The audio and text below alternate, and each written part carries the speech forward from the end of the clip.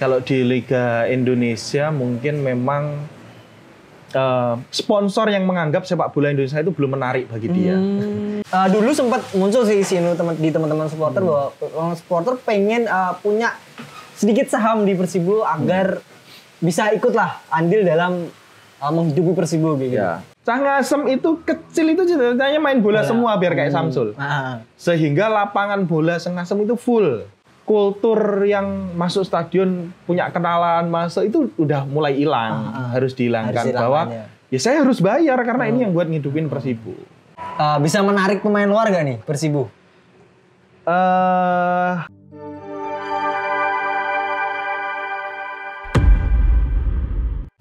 Masalah lagi juga terkait sponsorship nih. Mungkin di Liga 3 sponsorship kita dapat dari Asprof tuh kapal api, terus habis itu Pak Karipal di putaran nasional untuk mungkin sponsorship yang mungkin bisa digayat Persibo. Apalagi sekarang baru beberapa hari yang lalu Persibo ngeposting nih membuka open sponsorship nih buat orang-orang di luar sana yang pengen mensponsori Persibo. Mungkin siapa nih yang bisa, yang mampu, yang mau gitu? Apakah Persibo masih menarik di orang luar atau mungkin perusahaan-perusahaan besar gitu? Kalau saya lihat sebenarnya masalahnya bukan di Persibo ya, sponsor. Kalau di Liga Indonesia mungkin memang sponsor yang menganggap sepak bola Indonesia itu belum menarik bagi dia. Kalau menurut saya gitu ya. Jadi calon sponsor itu yang menganggap sepak bola Indonesia itu belum menarik bagi dia. Jadi nah itu yang saya bilang sepak bola industri itu tadi yang kita maksudkan. Supaya tim bisa mandiri kan memang perlu sponsor. Cuman kan PR besar sebuah tim untuk bisa menarik sponsor. Karena sponsor itu nggak semudah itu. Oke, kamu saya sponsor ini. Karena sponsor juga mereka perusahaan yang apa ya? Dia juga perlu untung gitu loh. Dia perlu untung. Persibo bisa ngasih apa kalau saya sponsori? Bukan hanya ini yang saya kasih buat Persibo, tapi Persibo bisa ngasih apa? Ada timbal baliknya. Ada timbal baliknya. Sama untung lah, itu mutualisme. Nah, simbiosis mutualisme itu yang penting. Nah, kalau siapa yang harus mensponsori Persibo, ya saya pikir siapapun lah. Kita nggak usah background-nya harus perusahaan ini, nggak usah. Siapapun yang penting itu klik dengan Persibo, sevisi lah paling nggak sama Persibo. Jadi paling nggak ini nggak instan. Persibo ini dibangun untuk nanti dalam jangka panjang misalkan. Jadi ya makanya Bali United kan sempat itu kostum bola apa kostum karena banyak sponsornya. Ya itu usaha mereka untuk menjadi tim yang mandiri itu tadi. Tim yang mandiri bisa mengelola keuangannya dengan itu tadi. Nah, ya kalau karena sponsor itu menganggap sepak bola belum menarik, akhirnya sponsor itu kurang mau jor-joran menghidupi tim bola. Nah, akhirnya kalau kita lihat Bali United kenapa banyak itu dari sisi kita mengamati ya. Kita nggak tahu realnya gimana ya. Kalau diamati mungkin ya sponsor itu memang ya memberikan apa yang dia punya. Misalkan oke, sponsor A ini nanti nyumbang kostumnya, sponsor B nanti nyumbang baju latihan, sponsor C nanti. Akhirnya akan banyak sponsor gitu. Nah, itu memang itu. Nah, di era sekarang ini memang sponsor itu sangat vital ya. Di tim luar negeri juga sponsor itu yang pemasukannya gede gitu. Selain dari merchandise resmi. Makanya ya kalau itu sebenarnya kalau pengen Persibo itu maju jadi tim yang mandiri, nggak bergantung dengan siapapun yang mengelola, ya semuanya harus ikut andil. Sponsor, perusahaan-perusahaan sekitar harus ikut andil, masyarakat harus beli jersey originalnya di resmi, tiket stadion harus terpenuhi gitu. Itu karena itu yang menghidupi Persibo ya itu. Gitu. Nah, kalau mungkin terkait kepemilikan saham supporter di Persibo sendiri itu gimana tuh Mas? Oke.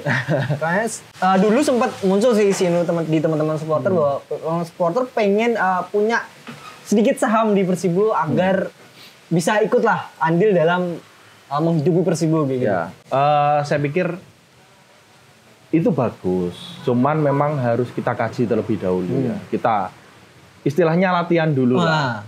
Ya, kita sama-sama berjalan dulu. Udah. Itu bagus, sangat bagus itu. Tapi nanti bagi saya itu nantilah.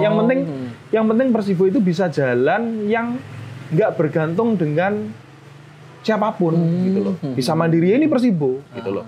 Nah, itu nanti mari kita sama-sama berjalan dulu. Supporter tahu bagaimana cara menghidupi Persibo. Yang sampai saat sekarang itu saya lihat Bojonegoro ya sudah lumayan lah ya. Supporter Bojonegoro udah lumayan dewasa. Membeli merchandise resmi, tiket dan lain-lain. Nah, itu yang perlu kita pelajari bareng dulu. Ayo kita latih dulu bahwa keberlangsungan Persibo itu bukan hanya di tangan manajemen. Gitu. Masyarakat bola Bojonegoro, supporter itu juga ikut andil. Gitu.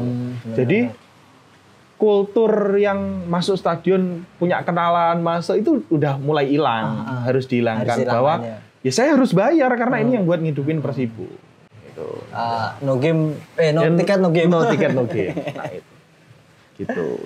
Terus untuk Liga 2 nih mungkin skuad yang ada nih bakal berubah total atau mungkin ada yang bisa nih dipertahankan? Nah, masalah skuad sekarang bisa dipakai apa enggak di Liga 2 itu sebenarnya kembali lagi ke tadi. Pelatih siapa dulu pelatihnya?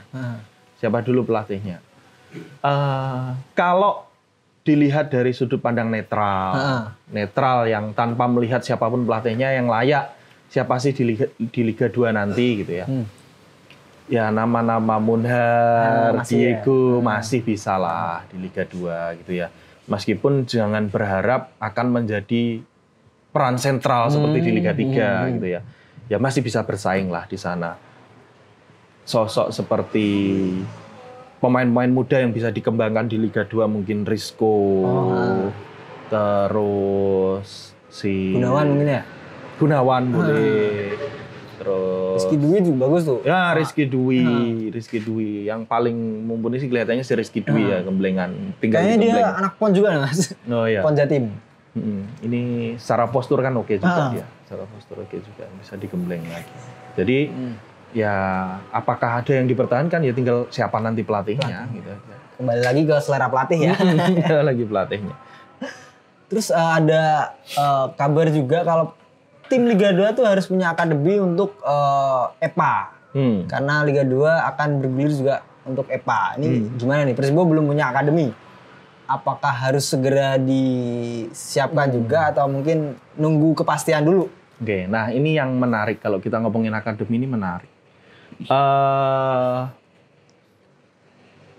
Memang sebenarnya secara ideal, tapi kan ini hal yang menyangkut, jadi saling berhubungan, jadi kompleks lah, ruwet ya. Harus diurai satu-satu ya. Harus diurai satu-satu. Manajemen harus mulai satu-satu nih. Gini, kalau kita ngomongin tim ideal itu wajib. Nah itu kembali lagi kalau saya lihatnya Persebaya. Persebaya kan kerennya gitu kan. Liga internal Persebaya dari dulu kita tahu, udah keren, menghasilkan bakat-bakat, stabil dia lakukan. Nah, Persebaya kan keren di hampir setiap lini usia. EPA U18, 16, 14 dia keren semua gitu ya. Nah, karena dia menyadari itu, benar-benar menata dari bawah. Menata dari bawah. Nah, untuk Persibo, kita stabilkan Persibo senior dulu. Persibo yang ini dulu kita stabilkan. Bener terus berjalan keberadaannya. Kita stabilkan itu terus. Baru kalau enteng-entengnya kan mikir gini kan manajemen kan. Wes to Persibo diuripnose. Engko iku ayo mengikuti gitu. Jadi otomatis nanti gitu. Karena gimana pun juga itu simbiosis mutualisme itu tadi. Persibo itu bertanggung jawab atas motivasi bermain bola anak-anak Bojonegoro. Disadari atau tidak. Dulu zamannya Samsul Arif, Cah Ngasem waktu itu masih belum ada. Masih ikut Ngasem ya. Cah Ngasem, Bu. Cah Ngasem itu kecil itu ceritanya main bola semua biar kayak Samsul. Sehingga lapangan bola Ngasem itu full. Semuanya main bola. Gitu. Ketika Persibo selesai, hilang Persibo. Sekarang kita nyari sekarang di Ngasem. Siapa anak-anak yang mau main bola itu susah banget. Kayaknya nggak Ngasem tuh nih beberapa saya juga itu susah banget. Mengalami hal yang sama. Nah, itu yang saya bilang tadi. Jadi semuanya berhubungan. Kalau Persibo ini sudah stabil, oke. anak-anak pasti nanti akan terangsang gitu loh. Minat main bola, ayo main bola lagi. bolanya. Akhirnya apa? Kalau anak udah minat main bola, senang main bola, akhirnya SSB itu hidup. SSB hidup. Akademi itu tinggal gampang kalau SSB-nya udah hidup. Tinggal bikin nanti kita ambil dari kompetisi SSB tingkat umur berapa, kompetisi itu akan mengikuti dengan mudah. Jadi EPA itu banyak disalahgunakan juga oleh tim Liga 1 kan. Tim Liga 1 yang akhirnya buat EPA-EPAan. Tim yang dari ngambil dari SSB mana, udah nih tak namain EPA U18 misalkan tim mana. Gitu. Nah itu yang sebenarnya jangan. Tapi syaratnya ya memang Persibo harus mapan dulu nih. Persibo harus menjadi benar-benar jadi bisa dirasakan dulu oleh masyarakat. Persibo bangkit lagi, Persibo stabil di kasta tertinggi misalkan. Itu akan menjadi gitu. Nah, kalau Liga 2 ada EPA ya mau nggak mau Persibo harus ada gitu. Ya EPA-EPAan dulu lagi itu nggak apa-apa. Yang penting ada dulu untuk merangsang ke bawah itu nanti. Tapi aku sempat debat info nih Mas dari teman-teman juga di luar bahwa manajemen sudah punya rencana mau bikin akademi Persibo juga untuk mempersiapkan di Liga 3 juga sudah komunikasi dengan agen-agen pemain luar nih untuk memperkuat pemain di Liga 2 karena Liga 2 3 pemain asing ya? Ya wacananya nambah ya dari kemarin ya. Kemarin 3, sekarang jadi 4 kalau nggak salah, atau 5 mungkin. Karena Liga 1 nambah. Ya, Liga 1 Liga 1 nambah. kan 8 ya sekarang. Kira-kira bisa menarik pemain luar nggak nih Persibo? Kalau pemain... Atau mungkin bahkan memunculkan pemain asing yang luar biasa kayak zaman-zaman dulu. Iya. Zamannya Abil Selo. Sama kayak pemain lokal tadi. Sebenarnya pemain luar juga tergantung siapa pemainnya kan. Siapa pelatihnya.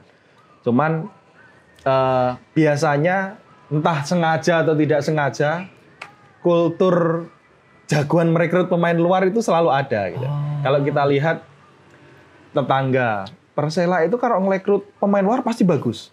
Dari dulu Persela itu pasti bagus rekrut pemain luar gitu ya. Nah itu kalau Persibo nih kadang bagus, kadang enggak gitu ya. Zaman awal dulu, zaman Brasil dulu itu jelek. Setelah itu ada Varane, ada yang dilurik tim-tim liga di atasnya gitu ya. Nah sebenarnya kita kalau ngomongin pemain luar tuh nggak bisa berbicara banyak sebenarnya. Karena kalau pemain luar top itu biasanya referensinya kota. Kotanya. Aku bisa deket mall nggak di situ? Fasilitas yang ada aku bisa dapat hotel yang bagus nggak di situ misalkan. Nah itu yang kita kalah. Kita kalah.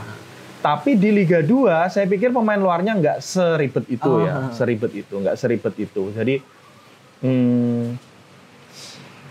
sama kayak pemain lokal.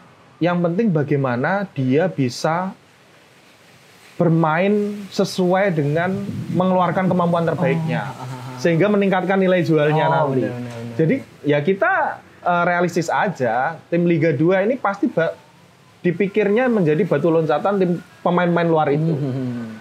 Tunjukin di Liga 2 jadi top skor, direkrut Liga 1, nilai pasarnya naik kayak gitu. Nah, itu tujuannya. Jadi apakah pemain luar akan banyak yang ke sini? Jawabannya saat ini adalah tergantung sejauh apa ambisi Persibo di Liga 2. Gitu. Kalau ambisinya tinggi, lagi targetnya sejauh apa ambisi Persibo di Liga 2 tahun ini. Jadi ini jadi nilai tawar ke pemain asing juga ya? Jadi nilai tawar karena ya itu tadi akan berimbas juga ke dia.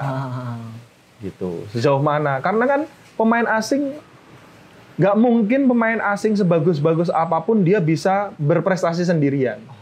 Dia perlu tahu dong, timku ini siapa aja pemainnya. Targetnya apa. Nah, itu akan mempengaruhi dia. Gitu. Bisa main bareng, enak bareng kan?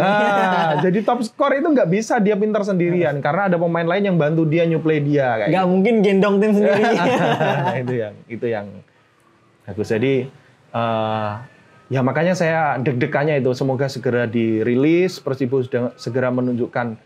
Ya kita kasih kesempatan lah sekarang, manajemen untuk bernafas setelah kemarin perjalanan panjang Liga 3 ya.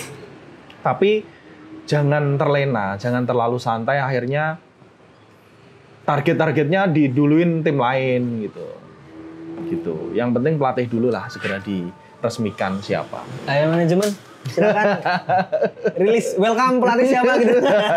Sudah banyak menanti nih. Nah itu karena ya itu menantinya. Setelah sampai ke Liga 2 apakah euforia ini masih kita rasakan? Ternyata tenanan gitu loh. Atau harusnya momentum ini dijaga ya. Takutnya, jangan sampai surut. Gitu. Terus Persibo mau dicoba sama Persebaya nih Mas. Anniversary game sama Persebaya. Tanggal 29 kalau nggak salah ya. 29 malam. Kira-kira apakah jadi sarana untuk seleksi pemain atau mungkin bakal menggunakan pemain yang lama atau gimana nih untuk memanfaatkan momentum ini, apalagi Persebaya nih musuhnya Liga 1 nih buat istilahnya mencoba lah gimana di tengah-tengah kegalauan saya mengenai saya sampai di Instagram tuh sering lihat sengaja nyari Instagramnya Persibo, saya cek ada berita apa gitu, sampai segitunya gitu. Ternyata wah kok masih adem ya. Maksud saya, kita lihatlah di anniversary game-nya Persebaya.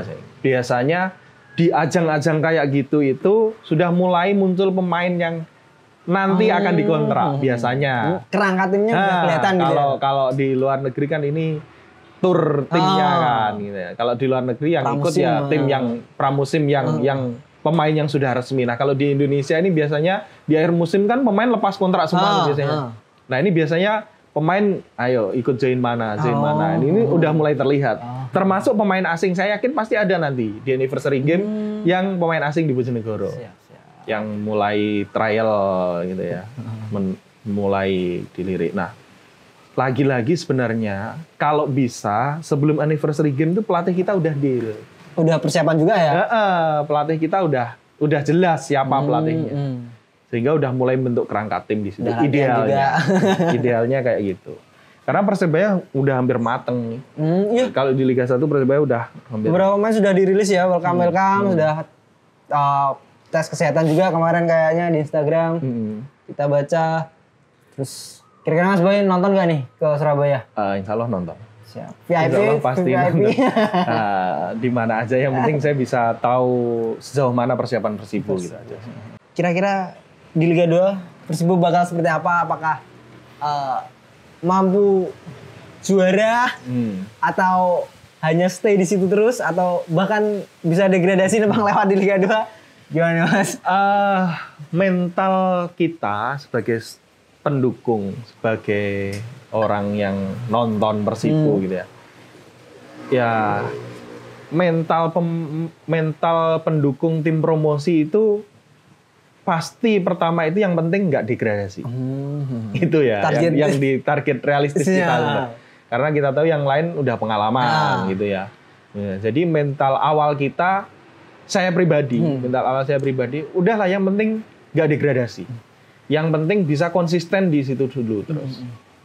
Tapi nggak boleh lama-lama. Tapi saya kan belum tahu nih ambisi manajemen sejauh apa, sekuat apa targetnya. Makanya saya pasang target yang rendah aja, ekspektasi saya maksudnya. Udah yang penting nggak degradasi aman. Yang penting nggak degradasi, konsisten itu saya pikir setahun 2 tahun Persibo di Liga 2, saya yakin atmosfer sepak bola Bojonegoro di bawah, di grassroots-nya itu udah mulai naik kembali. Bergejolak. Ya, mulai bergejolak kembali. Jadi ya kita kan nggak tahu targetnya, sehingga kalau kita pengen ngomongin juara kita belum tahu pelatihnya siapa, pemainnya gimana gitu kan. Kecuali kalau udah tahu, nah kita baru bisa menargetkan. Menganalisis kemampuan pemain, kemampuan tim seperti kalau apa gitu. Sekarang sih yang penting ya aman, nggak degradasi aja lah dulu gitu. Tapi manajemen tentunya nggak boleh target kayak gitu. Manajemen tentunya nggak boleh target kayak gitu. Manajemen harus menyusun tim dengan ambisi juara. Apalagi nih teman-teman yang mau ditanyakan? Apalagi Mas kameramen?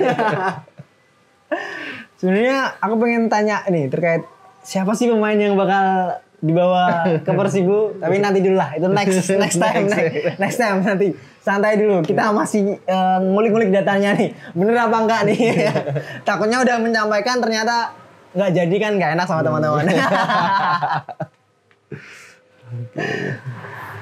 Tapi persaingan di Liga 2 seperti apa nih Mas? Apalagi banyak juga ya tim-tim dari Jatim yang di Liga 2, Persela, Gresik, Deltras. Persaingannya menurut Mas Boy gimana nih? Nah itu yang saya bilang tadi, makanya saya pribadi nggak memasang ekspektasi tinggi ya ke Persibo, karena Persela pasti akan tetap dengan target yang sama, naik kasta. Yang tahun kemarin mereka gagal secara dramatis gitu ya. Begitu juga dengan Gresik United, Deltras gitu ya. Tim-tim lama juga nih. Tim-tim tapi sebenarnya ya balik lagi, kalau secara penampilan, secara sejarah dan lain-lain, beranilah kita bersaing sama mereka. Siap. Ya tinggal kembali lagi, gimana komposisi kita, gimana target manajemen itu tadi. Gitu. Karena tim-tim yang lain persiapannya udah oke. Udah mulailah paling enggak dia. Gitu. Terakhir Mas Boy, pesannya buat manajemen, buat supporter Persibo gimana nih? Oke. Kayak saya nih siapa yang ngasih pesannya? mumpung bisa dilihat banyak orang nih. Mungkin seperti apa nih yang apalagi juga menjadi perwakilan masyarakat Bojonegoro, teman-teman supporter yang bisa menyampaikan sesuatu. Bukan pesan sih ya sebenarnya, harapan kalau saya. Siap. Kalau saya harapan saya sebagai masyarakat pecinta bola Bojonegoro gitu ya, pengennya sepak bola Bojonegoro ini keren sebenarnya. Keren Jadi sekali. keren banget sepak bola Bojonegoro ini keren. Saya sangat bangga banget. Saya menceritakan ke semuanya bahwa Bojonegoro itu selalu naik kasta dengan juara. Itu keren. Kan udah banyak kan sekarang di IG koleksi Persibo Bojonegoro apa aja. Juara Piala Indonesia. Itu keren, yang mungkin tim-tim lain di Jawa Timur susah. Tottenham kalah. Tottenham kalah trofinya. Oke. Nah, harapan saya, ayo hal yang keren itu dilanjutkan sehingga anak-anak Bojonegoro zaman sekarang itu merasa apa yang saya rasakan zaman saya dulu. Bahwa banyak ya teman-teman generasi yang sekarang tuh belum merasakan apa yang kalau zaman saya dulu SMA, SMP dulu kan, wah Persibo tahu semua. Sekarang Persibo nggak ada yang tahu. Nah, tahunya dari cerita. Bahwa Persibo itu keren, sepak bola Bojonegoro keren. Nah, saya pengen ayo kita mulai tata lagi. Bukan hanya di manajemen. Jadi seluruh elemen ya. Supporter kita udah mulai dewasa. Supporter udah mulai keren kita. Manajemen sekarang keren gitu ya. Nah, itu ayo terus bersinergi. Ayo Manajemen kita pastikan bahwa sepak bola Bojonegoro itu bisa stabil. Nggak naik turun tergantung. Nggak ada waktu ada kompetisi aja ya. Nah, gitu maksudnya. Terus stabil. Kiprahnya di Indonesia itu terus stabil sehingga ya semuanya akan terpanggil. Jadi kenapa kok sekarang Persibo susah main di kandang sepi dan lain-lain? Karena mungkin yang saya rasakan itu masyarakat Bojonegoro udah terlalu lama ter-PHP lah ya. Sak piro sih? Sak piro paling bar gitu.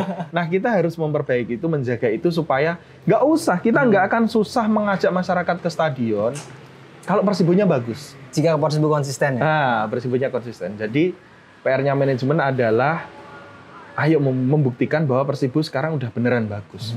Gak seageradakan toh. Jadi bagus, stabil, sehingga masyarakat akan pasti terpanggil kan. Apalagi kalau manajemen ngasih bonus pemain bintang. Asik. Ya, nanti tapi kayaknya kemarin udah ada nih bonus-bonus kalau menang. Nah, itu bonus itu vitamin buat pemain ya. Pemain. Tapi yang lebih penting kan bagaimana kita bisa mengajak masyarakat Bojonegoro berbondong-bondong lagi ke stadion tiap pertandingan kayak yang dulu lagi gitu. Karena itu juga penting banget juga untuk tim ya. Gimana membakar semangatnya para pemain waktu di lapangan. Yang saya bilang simbiosis mutualisme itu tadi. Persibonya bagus pasti supporter full. Ayo, buktikan manajemen. Supporter juga harus tahu bahwa Persibo butuh mereka. Selain dari sisi di lapangan, juga secara finansial akan sangat membantu kehadiran mereka. Mungkin teman-teman supporter sering juga dulu ya buat open donasi buat vitaminnya para pemain gitu itu. ya. Oke, gitu Mas Boy. Terima kasih udah mampir ke Radar Bojonegoro ngobrol-ngobrol terkait Persibo. Ya mungkin next time kita bisa ngobrol-ngobrol lagi gimana perkembangan persiapan Persibo di Liga 2, mungkin siapa pemain yang dibawa ke sini, terus track record pemain itu gimana, pelatihnya siapa, dan target manajemen seperti apa. Tunggu terus di YouTube Radar Bojonegoro. Pantau terus berita kita di koran juga, di media sosial juga. Kita akan update terus perkembangan Persibo seperti apa. Sekian, terima kasih teman-teman sudah nonton ini. Sampai jumpa. Sampai jumpa Mas Boy.